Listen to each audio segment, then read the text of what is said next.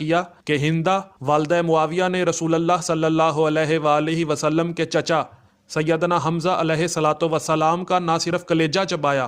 بلکہ ان کے ناک، کان اور دیگر اعضاء کو کاٹ کر گلے میں ہار بنا لیا، اور رسول اللہ صلی اللہ علیہ وآلہ وسلم کو اپنے چچا حضرت حمزہ علیہ الصلوۃ والسلام کی شہادت پر انتہائی رنج ہوا۔ رسول معظم صلی اللہ علیہ وآلہ وسلم اپنا چہرہ انور سیدنا حمزہ علیہ الصلوۃ والسلام کی میت کی طرف کر کے اتنا روئے کہ اتنا کبھی کسی نے آپ کو روتے نہیں دیکھا، اور تواریخ میں لکھا ہے کہ حضرت حمزہ علیہ الصلوۃ والسلام کی شہادت کا رسول اللہ صلی اللہ علیہ وآلہ وسلم کو اس قدر رنج تھا کہ آپ علیہ الصلوۃ والسلام نے 70 مرتبہ حضرت حمزہ علیہ الصلوۃ والسلام کی نماز جنازہ پڑھی، اور نبی صلی اللہ علیہ وآلہ وسلم نے سیدنا حمزہ علیہ الصلوۃ والسلام پر گریہ فرماتے ہوئے فرمایا، یا حمزہ یا فاعل الخیرات و یا کاشف الکربات، یعنی اے حمزہ